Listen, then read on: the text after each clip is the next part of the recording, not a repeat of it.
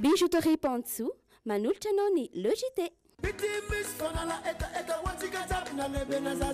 Bonjour, je suis Tika Tiaby, manolotra anao ny Logité. Bonjour. Sardine trésor. Manomboka ny Logité miaraka amin'ny sardine trésor. Amin'ilay tiako be. Charbon bon manolotra ho anao ny Logité. Charbon bon, madio, mateza, mora ampiasaina. Nettoie, manolotra ho anao ny Logité. Nettoie, liquide vaisselle misy hanitra mandarine, citron, pêche miel, ary pomme verte. Ouais, tolaza mangirana sy malevaka tsara volondry. Natura, sady manitra sy tanora lalandavako kendry a. Natura ihany kia. Vokatra Natura, manolotra ho anao ny Logité. Les nouveaux snacks Cricos sont tellement délicieux. Cricos, manolotra anao ny Logité. Un produit de Chine. Telma, safidiko numéro 1 malagasy manolotra ho anao.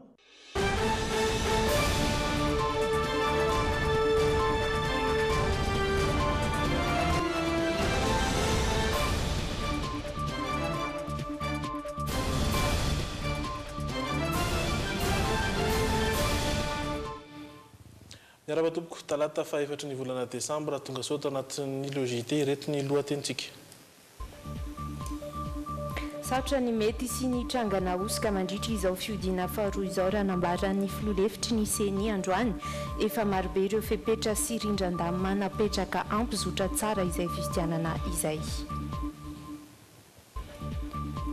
Nahiditra amponja vonjimaiky ireo rola voaroroy ho nandratra olona teny Antanimena ny sabotsy lasa teo na izany aza fantatra fa hitory ihany koa izy rola izay voaroroy ihany koa.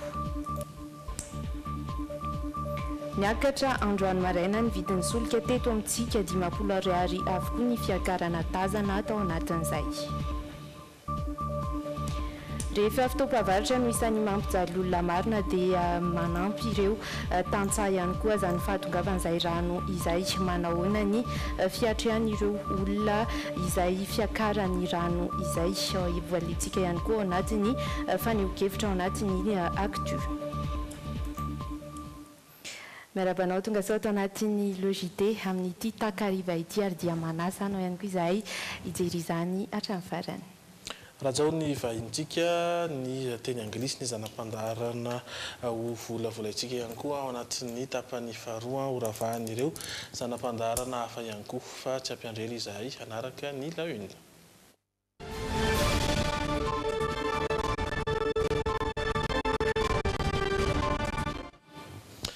Nanomboka androany faefatra ny volana Desambra ny fampielezan-kevitra ho an'ny fiodinana faharoa hoarahantsika eto ihany ny akon'izay ao anatin'ny journal de la propagande fa hijerevantsika avy hatranyizay ny fomba hiatrehan'ny seny izany fiodinana faharoa izany. Sarotra ny mety isina trangana osika mandritra izay fiodina faharoa izay raha nambaran'ny filoalefitry ny seny androany efa marobe ireo fepetra sy rindran-damina napetraka ampizotra tsara izay fifidianana izay tokana ny afatra ho an'ny seny noho izany amin'izao fisokafan'ny fampielezan-kevitra izao dia ny anatanterahany kandida rotota izany ao anatin'ny filaminana sy ny fifanajana tanteraka mitondra ny andindiny baovao Sonia Andrianirina Zo Randriansalama. Toy izao ny modelin'ny bileta tokana ho ampiasaina ny andro ny 7 Desambra ho avy izao. Miisa 3 hetsy sy 10 tapitrisa ireo bileta tokana natonta atsy Afrika Atsimo izay higadona eto Madagasikara ny 9 Desambra izao ary ho tsinjaraina maneran'ireo faritra enina. Raha ny fanazavan'ny filoalefitry ny seny Thierry Rakotonarivo dia sarotra ny mety isi ny trangana osika mandritra ity fiodinana faharoa ity. Efa misy ho izy ny fepetra noraisina ary maro ihany koa ireo rindran-damina napetraka mba hizora ny fifidianana amin'ny atsakany sy andavany. Ny bulletin tokana izay tena ho avy ho ampiasaintsika dia tsy ho azo ho atao dika mitovy na ho atao photocopie, efa misy fiarovana, misy marika manokana ahafantarana ny izy sy ny tsy izy. Ary misy ihany koa ireo fepetra izay ahafantarana ny lalana alehany na ny traçabilité, misy marika izy ireo ahafantarana hoe ny laharana izao ka hatramin'ny laharana izao dia makatsy amin'ny biro fandatsaham-bato laharana izao. Noho izany raha misy zany ny bulletin tokana izay tsy mifanaraka amin'ny fandaminana efa natao taty dia tonga dia ho raisy-potsiny ho hita. Ny amin'ny précoché indray dia araka ny volazako teo dia tsy misokatra ireo bulletin tokana ireo avy any Afrika Atsimo raha tsy any amin'ny birao fantatsaham-bato ny andron'ny fifidianana. Zany hoe tsy ho azo etreretina mihitsy zany ny hoe isy olona hanana an'ilay bulletin tokana mialohan'ny androm-pifidianana ka afaka hanao an'ilay précochage izay atahorantsika. Tokana ny afatra avy amin'ny CENI mandritra izao fisokafany fampielezan-kevitra izao dia ny anatanterahana ireo kandida rotonta izany anaty filaminana sy fifanajana.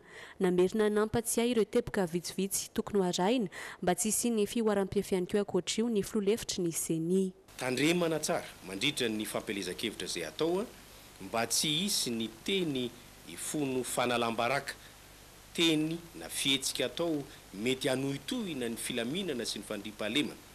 Ny teny hatao ifono ataontsika hoe fanavakavahana amin'ny endriny maro. Ny fahatelo dia tandremana tsara ireo toerana izay voalaza ny lalàna fa tsy azo anaovana famirim-bahoaka, anaovana fampielezan-kevitra. Farany moa zany dia mampatsiahy izahay amin'ny candidat sy ny mpanohana azy amin'ny resaka fametrahana peta-drindrina na ny affichage électoral mba tsy hiverina intsony le toy ny teo aloha fa misy toerana izay efa natokany lalàna ametrahana zany affichage zany. Aharitra tapabolana ny fampielezan-kevitra mandritra ity fiodinana faharoa ity ny talata 12 Desambra ho avy izao amin'ny 12 oralina no hifaranan'izany. Fa nahitana fiakarany ny vidolika tamin'ity andro ity. 10 ariary avokoa ny fiakarana tazana tao anatin'izany raha 503 ariary ny vidindray litatra amin'ny gazoil dia aloha dia lasa 503 ariary zany amin'izao fotoan'izao, lasa 204 kosa ny litatry ny lasantsy raha toka 404 ariary izany teo aloha, ary nahitana fiakarany 10 ariary toy izany ihany koa teo amin'ny solika fandrehitra. Fa hoy ny anivon'ny fiarahamonina eny isika taorian'ny ireny rotsakorana izay niatra teto andrenivohitra ireny. Olona maro no isan'ny mijaly vokatry ny fiakarany rano ateraka ireo ora mikijana dia iverina fa hanampy ireo tantsaza ny firotsany izany. Ho an'ny eto andrenivohitra dia mijobotrano ny ankamaroan'ny olona eny amin'ny faritra iva noho izay fa tongavan'ny orana izay. Mijery fokontany roa samihafa sy ny fiatrehan'ny fiakaran'ny rano ao anatin'izany toerana izany Irina Andriamalala sy Stefan Rakotomalala toy izao ny hevitra ireo olona ireo. Andro vitsy ny latsahan'ny orana miaina ao anaty rano ny faritra maro eto andrenivohitra. Tsy avabela matetika ireo faritra iva toy ny ety Ambodiny Sotry. Eto no fivezivezen'ny andro isan'andro. Efa zary andavanandro mpiainana ny mitsobodrano rehefa andeha hamonjy ny fivelomana. Isaky ny vavahatra mihitsy ny aloha dia tia tiobodrano foana ity sady tsisy fanamboarana mihitsy na ny lehibe any tsy ny teo ohatrany tsy mikaiky amin'le na be ny tanàna zany dia tsy mba mikaiky amin'le fanamboarana lalana na ny mpivarotra tena mijaly daholo ka fa voavakatra ny andro.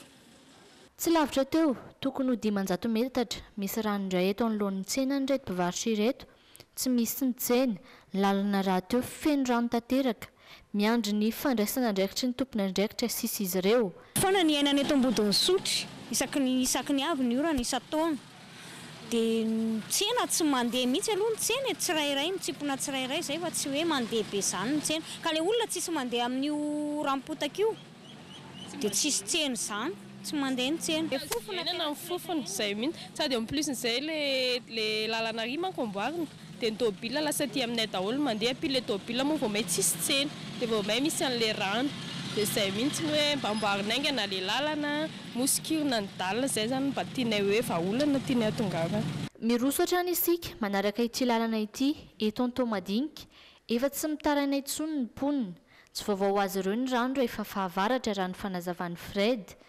Ny fanadiovana misy fa le raha misy efa mitsetona le dalina dia tena miakatra be aty daholo ny rano rehefa fahavaratra. Nany dia mampijaly misy aty aminay ity. ho an'ny eto atao madinika atsimo ny fanadiovana ny tatatra sy ny lakan-drano toy izao no heverina fa vahaolana ho an'ny faritra iva sy ny fiakaran-drano. Tsy hisy tsony izany rehefa voadio ny tatara ny canal zany.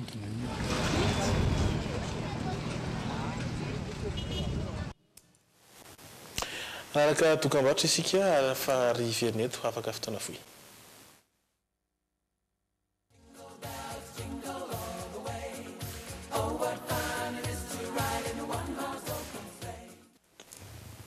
Tsoranao mbola miaraka aminay noho ny fotoana isika jery ny actu toy ny raharaha izay namfanandrana mpisolovava sy ireo zanaka miaramila no arahantsika. Nahitra vonjimaiky ireo rola voaroroy ho nandratra olona teny Antanimena ny sabotsy lasa teo. Na izany aza dia fantatra fa hitory ihany koa izy rola voaroroy ireo. Voalaza ho anton'izay ny fikasana hamono ka nandomana azy ireo tamin'ny fiara ny sabotsy voalohany ny volana desambra lasa teo. Telo izy ireo no tokony hatrika fanadiadiana teny fiadanana saingy sady mamono finday no tsy namaly ny fampanantsona azy ny iray atao anatin'izay voaroroy izay. Raha tsika avy hatrany ary ny fanadiadiana sy toy ny ity raharaha ity. Niatrika fampanoavana androany ireo rola voaroroy ho nandratra olona teny Antanimena tamin'ny 20 ora sy 7 no tonga tety amin'ny lapan'ny fitsarana nosy izy ireo. Nodidina ho tanana vonjimaika eny Antanimora izy rola, ireo mpitsara misahana ny famotorana lalana na ny juge d'instruction no voalaza fa miandraikitra ny famoahana fanapahan-kevitra momba ity raharaha ity. Raha ny lalàna aloha fahalalana azy dia mety afaka mandray fanapahan-kevitra vonjimaika izy androany. Fa vonjimaika zany voalaza amin'ny lalàna mety afaka izy. Na raha tsy vitany androany mety rapitso, mety afaka pitso raha ohatra ka lavalava ny zavatra ataony. Fa première comparution zany le zavatra atao androany. Nolavy ho lavitra kosa ny feo miely milaza fa tsy misy mpisolovava mety ary ireo olona voaroiroy. Somariny zany fa ny raha misy fotsiny avocat zany andray tanana raha ohatran'io dia efa ny lalàna foana ihany tsy maintsy jerevana zany. Dia ny lalàna moa zany raha misy avocat hiditra amina karazan-draha ohatran'io dia misy fombafomba tsy maintsy ajainy zany araky ny lalàna zany eo anivon'io lavitra fa hatreto amintsika miteny zao zany mbola tsy nahazo fangatahana mikasika an'izany zay atao aminatin'io lavitra. Raha misy zay dia jerena moa mahakasika an'izay sy ny lalàna.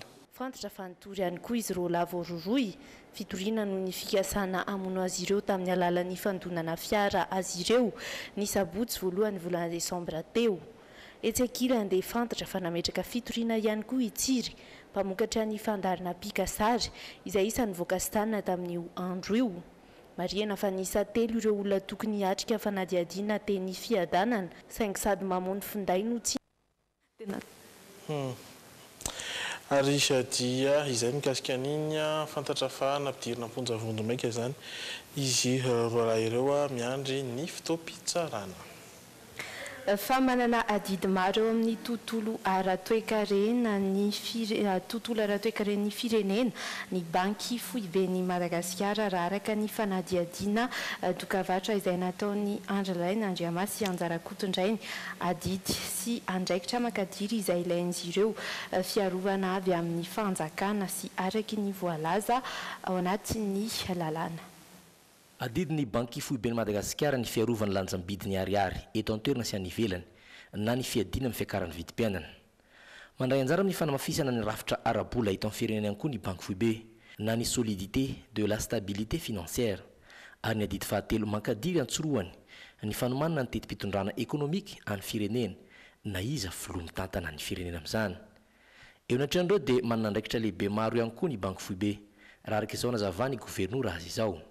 Mba hanatanterahany banky foibe an'izany asa zany dia andraikitra ny banky foibe ny famoahana sy ny fitantanana ny vola taratasy sy ny vola madinika ariary.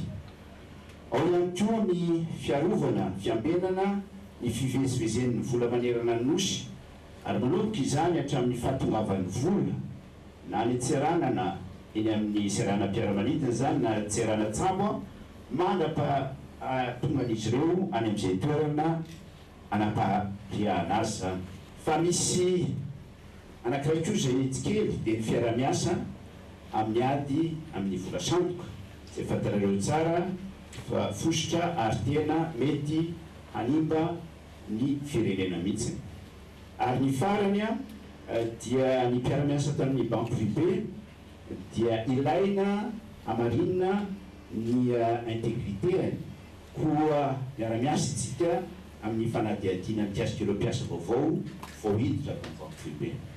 Noro andraikitra ireo dia miara-miasa amin'ny fanjakana ny banque privée Madagasikara amin'ny lafiny fiarovana araka ny voalaza ny larana 7 tsipika aotraotra efatra ny 7 jolay 7 ampiny andiny fefatra amin'ny valopolo any lalàna aotra 7 tsipika aotra 7 ny 2 febroary 7 tontosandroany ny fanaovana so ny fiara-miasa teo amin'ny banque privée Madagasikara sy ireo mpitandro ny filaminana nahitana ny zandary miaramila ary ny polisy ho amin'ny fiarovana zay efa nisy 10 taona mahery.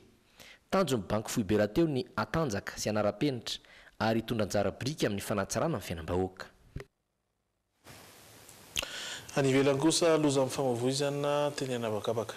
Fiaramanidina kely iray no nianjera tany Meksika maty avokoa ny olona efatra tao anatin'izay fiaramanidina izay ary olona 3 hafa tety ivelany ihany koa no naratra hatreto raha araka ny fanazavany tompona ndraiky mpanjakana any an-toerana dia tsy misy ahina ny ain'ireo olona 3 naratra ireo. Olona efatra no namony ainy vokatry ny fianjeran'ny fiaramanidina iray tao Meksika androany. Nianjera tamina trano iray ilay fiaramanidina ary maty teo eo avokoa ireo mpandeha. Olona efatra hafa tety ivelany ihany koa no naratra ka arahy maso akaiky eny amin'ny tobim-pahasalamana amin'izao fotoana izao saingy tsy misy ahina ny ain'izy ireo. Tao amin'ny tanàna iray antsoina hoe Culiacán ny avaratra andrefan'ny firenena no nisehoan'ny loza fotoana vitsy tao aoriany niangan'ilay fiaramanidina tamin'ny fiantsonany. Raha ny vaovao voaray hatreto dia olana ara-teknika no nanjohy ilay fiaramanidina ka niteraka ny loza. Izay no natolotra tamin'ity androany ity ny ireo vaovao izay nisongadina aloha ireto indray miandratsika ao anatin'ny tapany faharoa. Ny voalohan'ny volana desambra teo nankalazana ny andro maneran-tany adina amin'ny sidary dia iompana amin'ireo teny manodidina izay indrindra ny ao anatin'ny zanam-pandatrana teny anglisy. Nanomboka androany ny fampielezan-kevitra ho an'ny fifidiana filoham-pirenena fiodiana faharoa ny hira sy ny teny filamatra amin'ny tena nanamarika ireny fampielezan-kevitra ireny ka dia nanontaniana izay tadidin'ny olona sendra ny fandraisam-pitenenana teny an-dalana. Ireo no isan'ny miandry anao ao anatin'ny tapany faharoa miampy ireo zanam-pandarana sy ny vahiny ihany koa ny tena kosa dia mametraka ny veloma mandra-piaona aminao mpijery saingy aza misaraka aminay fa mbola mitoy ny fampalam-baovao ary ny ireto dokam-barotra vitsy ireto.